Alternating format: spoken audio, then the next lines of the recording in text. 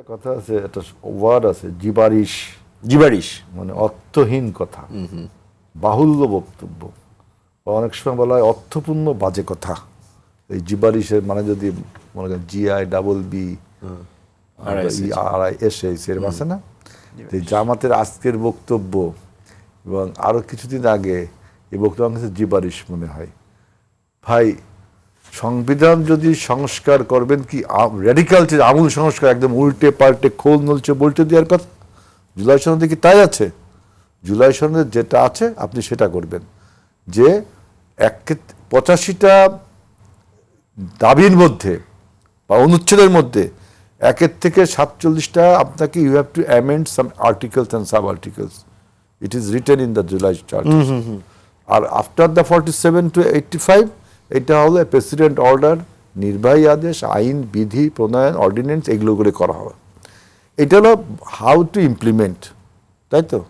এখন উনি বলছেন যে রিফরমেশন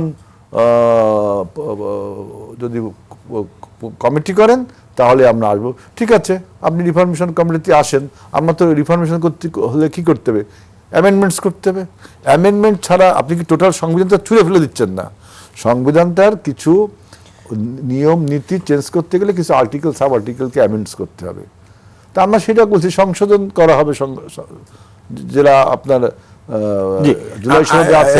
এখন উনি সংশোধনকে সংস্কার বলতে হবে, শব্দের খেলা। আচ্ছা ভাই, বললাম সংস্কার, এটাই আমার প্রশ্ন।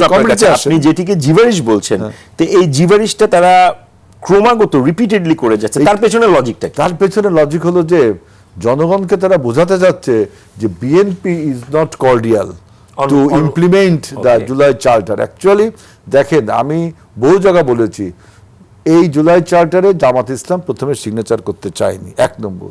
2 নম্বর হলো যখন প্রধানমন্ত্রী নির্বাচিত হলেন তারেক রহমান, তখন হিমসেলফ ইনভাইটস জামাত আমির, জামাতের একটা বিশেষ কার্য উপদেষ্টা কমিটি আছে যেখানে 2জনই আছে মেম্বার, যা জুলাই সনদ বাস্তবায়ন করার জন্য আসুন আমরা এই সংসদে বক্তব্য দিয়েছে কিন্তু আমাদের স্বরাষ্ট্রমন্ত্রী, আসুন আমরা করি, একটা কমিটি করি। উনি বললেন যে না, আমি একটা প্যাকেজ ডিল করব। তার মানে কি, জুলাই সনদে যে লেখা রয়েছে যে ডেপুটি স্পিকারটা আপনি নেবেন, আপনি নিলেন না, তাহলে আপনার কোঅর্ডিনেটর সেকেন্ড টাইম আপনি ফেল করলেন।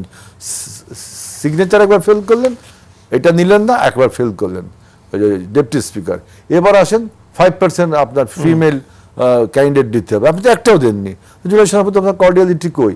জুলাই সনদ বাস্তবায়নের জন্য কমিটি করব, যেটা কি বাস্তবায়ন করতে হলে আমরা যে বিলগুলো আনবো বা যে আর্টিকেলগুলো পরিবর্তন করে, এই জন্য একটা কমিটি, একটা সংসদীয় একটা আলোচনা কমিটি করা দরকার।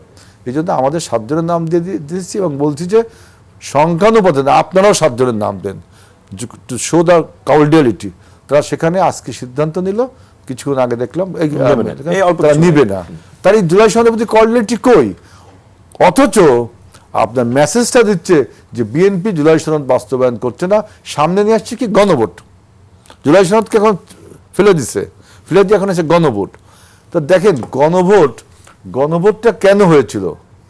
আমার এই যেখানে 2জন রাজনীতিবিদ আছেন, গণভোটটা কেন হয়েছিল? গণভোটটা হয়েছিল যে কিভাবে জুলাই সনদটা যাতে বাস্তবায়ন হয়, টু ইমপ্লিমেন্ট দ্য জুলাই সনদ। এবং এই ব্যাপারে যাতে আমাদের যে কমিটমেন্ট, পলিটিক্যাল পার্টিজের কমিটমেন্ট, এই কমিটমেন্টে একে অপরের প্রতি বিশ্বাস ছিল না। তো জনগণের উইলটা নিলে কমিটমেন্টটা আরো শক্ত হয়।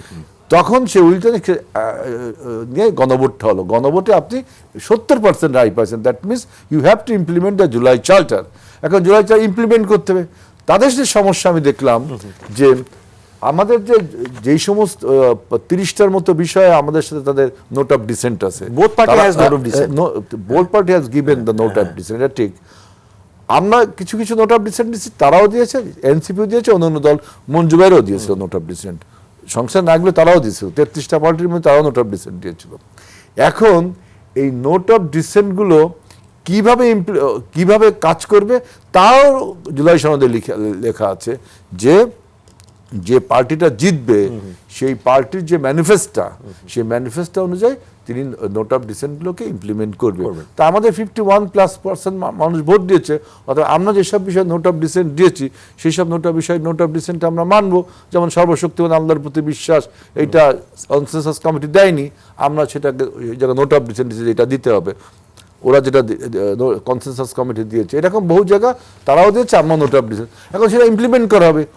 এখন করছে কি জামাত ইসলাম, যে আসুন আমরা সংস্কার পরিষদ, একটা কনস্টিটিউয়েন্ট বডি তৈরি করতে হবে, যেটা ওনারা প্রথম দিনে শপথ নিয়েছে। হ্যাঁ, সংস্কার পরিষদ করলে সে তো একটা আপনার গণপরিষদ হয়ে গেল, তাই না? এটা গণপরিষদ কি হবে? এটা গণপরিষদ হলো, মানে আপনি আরেকবার ওট নেবেন, আপনি সেকেন্ড ওটটা নেন, তা ফার্স্ট ওটটা কি আপনার রিভোক বা নাল অ্যান্ড ভয়েড, সংসদীয় ভাষায় কি বলে, নাল অ্যান্ড ভয়েড হয় না? আমার প্রথম আমি এমপি হিসেবে শপথ নিচ্ছি, এখন আবার আমাকে সংসদীয় গণপরিষদের এবং গণপরিষদের শপথ দিতে হবে, এটা কে বলছে?